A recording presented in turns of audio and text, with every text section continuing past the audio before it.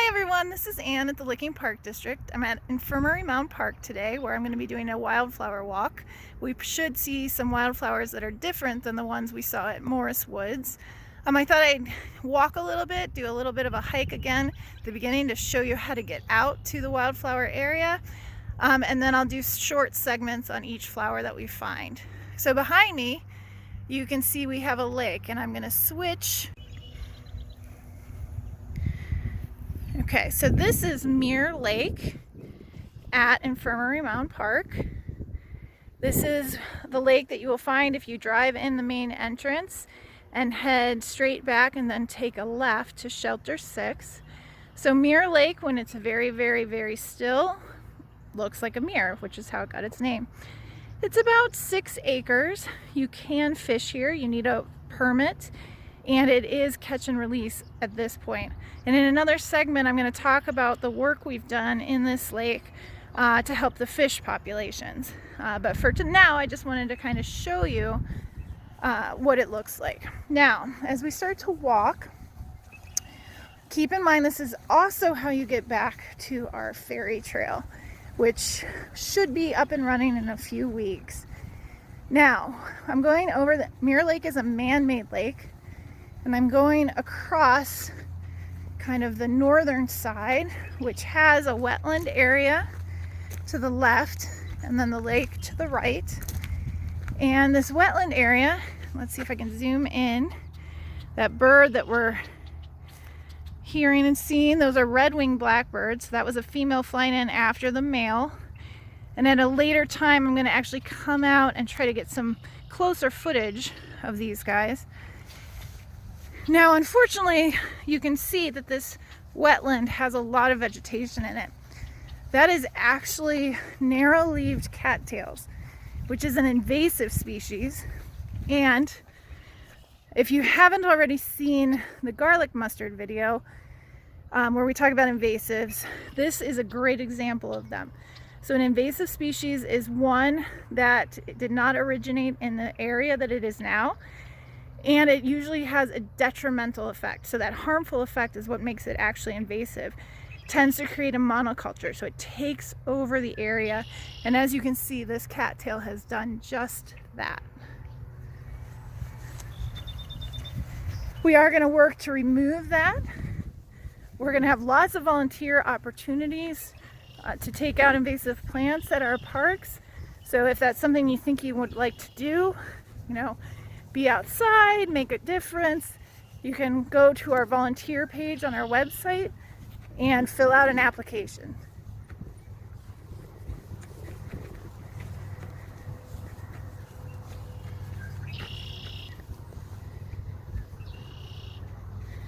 I'm hearing lots of rustling down along the lake shore here. So when you go on this hike, be sure to take your time, look for frogs and turtles and fish in the shallow areas and lots of birds.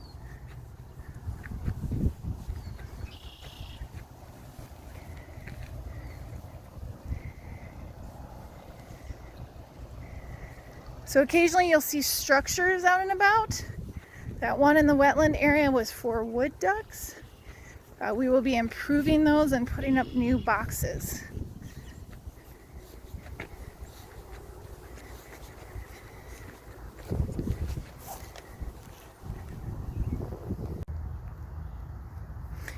Okay, I'm getting to a place where I'm going to turn.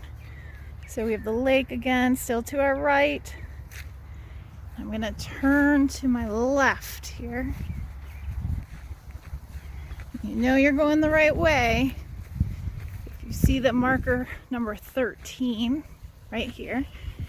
And then I'm going to continue and go up to the right as well. You're going to get into some kind of young, thicker woods here, like an earlier successional stage of woodlot. You're going to see a lot of kind of shrubs in here that are greened out. Again, unfortunately, a lot of that is another invasive called honeysuckle. That is yet another that we will be working to take out. So again, if you want to volunteer, we'll take any help we can get.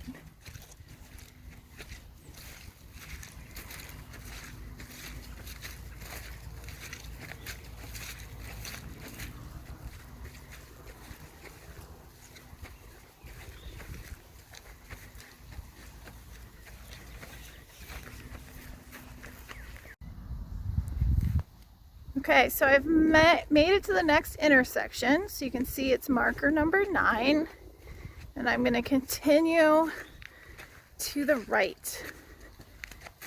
We're very close now to our Wildflower trail. You're going to see a difference in habitat. We're getting into some of the more mature woods that we have here at Infirmary Mound Park. So gorgeous tall trees, canopy, and a more open understory. And as you can see, there's a post coming up with a bit of an orange marker. And when we take a left, there will be to our Wildflower trail, which is a loop trail. Okay, so we've reached the entrance. So right at marker 8, you're going to head into the woods. Now you can see the trail is a little bit narrower than the ones we were just on. The ones we were on are multi-use trails, so you can have people bike riding, hiking, horseback riding. This is a footpath, so just keep that in mind when you come. So we're gonna head in, and just what I was saying, look at these gorgeous tall trees and that big canopy there.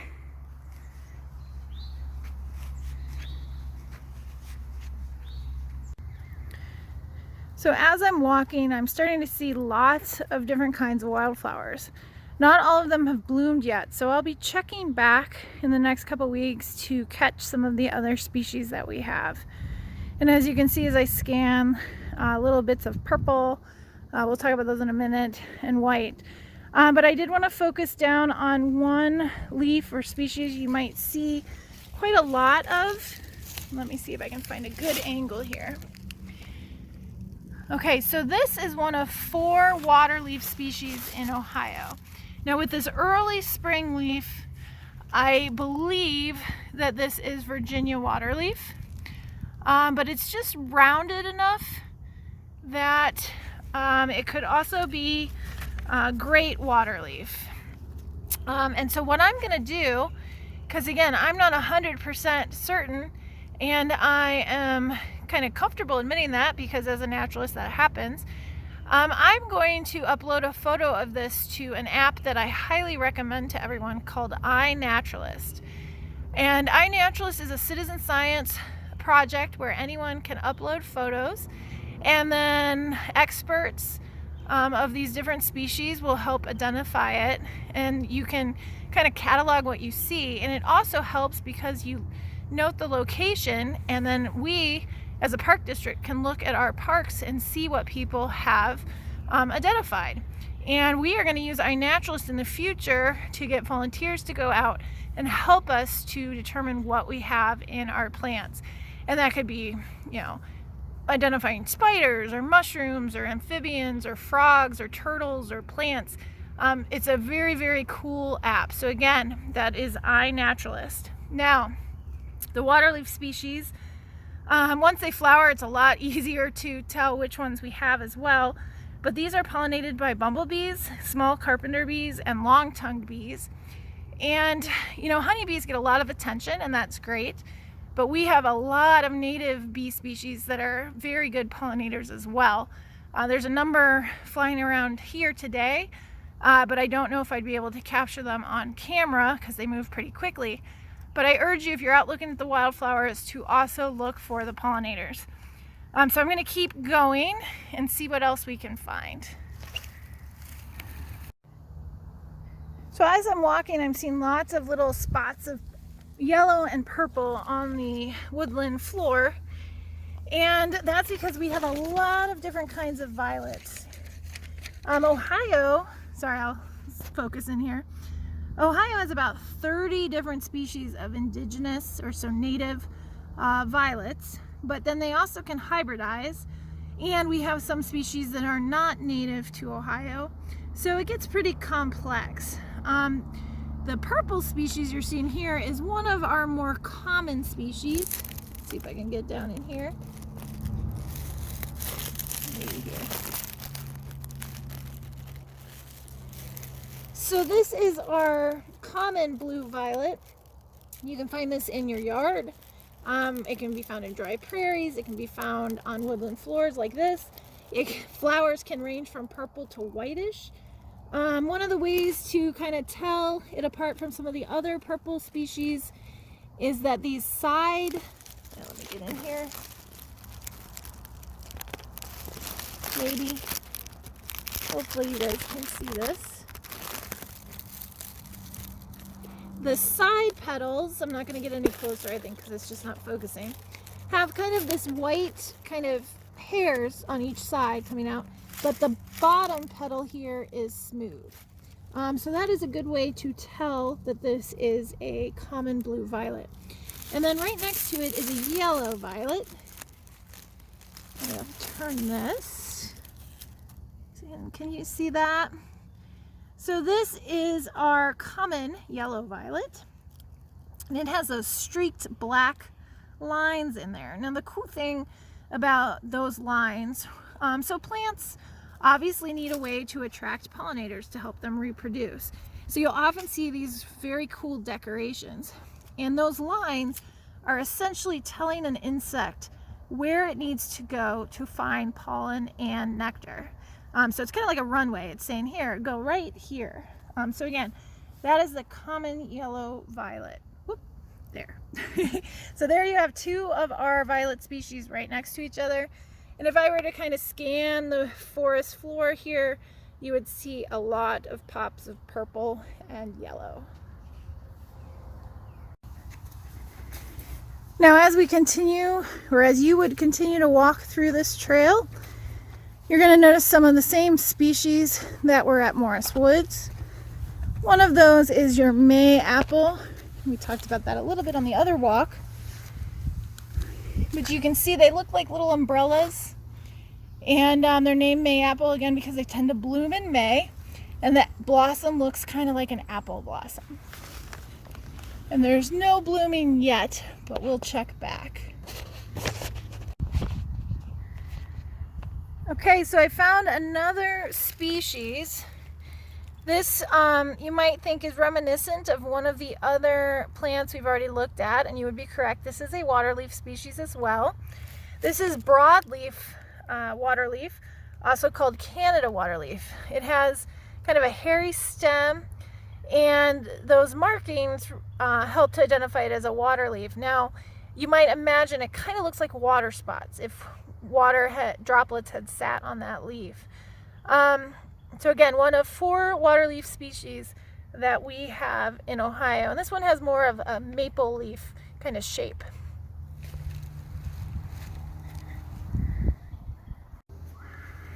As I continue, I'm going to go off trail a little bit.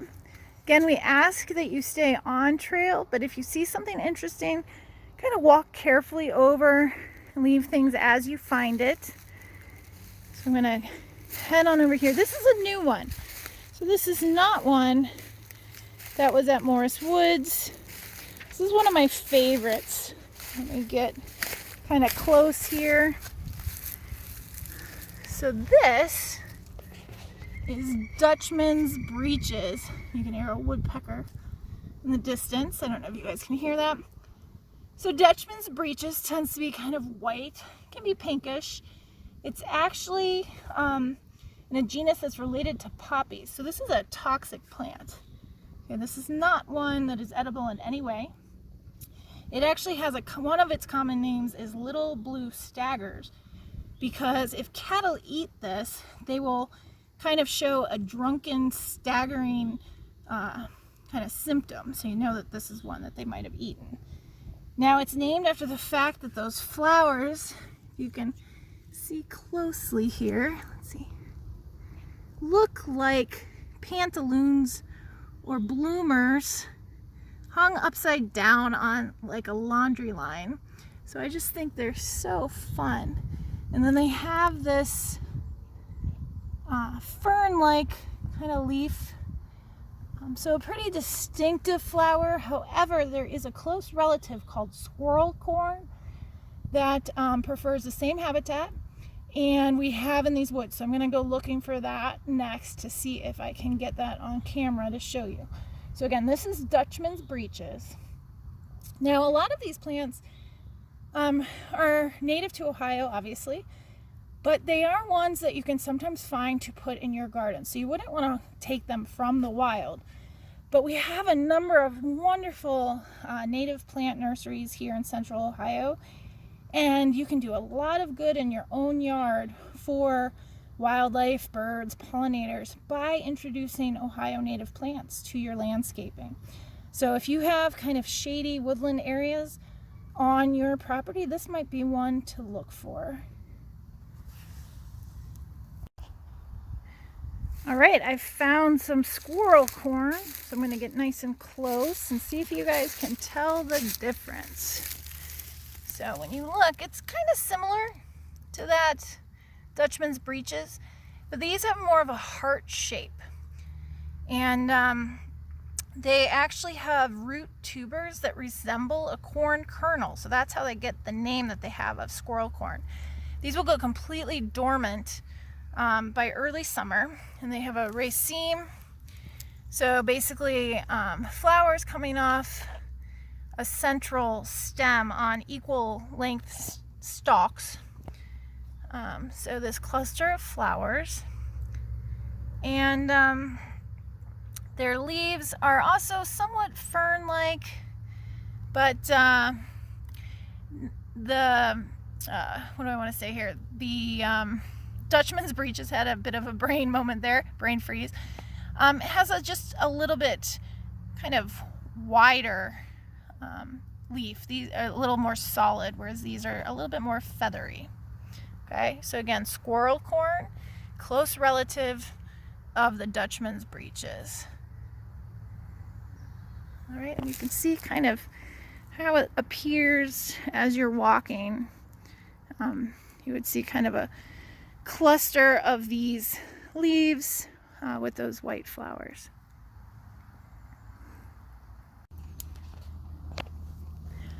Okay, so as I was walking, I came across this fun plant.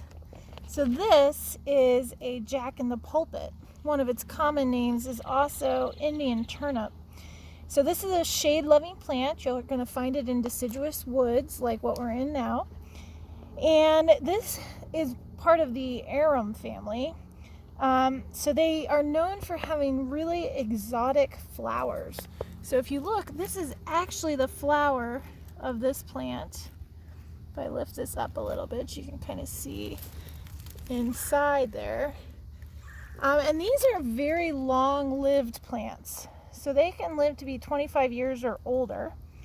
They're actually pollinated by small flies. So with that flower shape, it kind of makes sense that it's not some of our bees, but actually by flies. And then they have red berries that are favorites for birds and for rodents. So just a really neat looking plant that are kind of spread out. Like here or there, you'll find a single flower. You're not going to find a big dense colony. So I was excited to see this one. Now, as I rounded the bend here, I found one of our nemesis plants. So who knows what this is? All right, so this is our garlic mustard. We just started a garlic mustard challenge where you can pull this anywhere on park property. You do need a permit if you're going to do it at Morris Woods. You would pull it, bag it, and throw it away. And we have directions on how to do this on our website, but you can see those triangular leaves with the toothed edge, and then the flowers have 4 petals. It's going to smell like garlic if you crush it. It's also edible. You can make some pesto. But what you would do is you would just grab it low and pull the whole plant and then take it with you to throw it away. All right. Hope to get you guys participating. Okay, our last flower of today is going to be wild blue phlox. So, remember, we have a lot of different phlox species here in Ohio. You might even have some in your flower garden. But this one's this lovely kind of bluish lavender color. It's got very widely spaced leaves. You can see a leaf up by the flowers, and then a lot of stem, and then another set of leaves. So that's one way to tell this species. Now, phlox species attract a lot of pollinators, including mostly those with long tongues, so they can kind of get down into the flower. I'm trying to get close here, and it's not really focusing. So I'll go a little further out, and you can kind of see the flowers from the side. So this would be something like our long-tongued bees would like, and our swallowtail butterflies especially.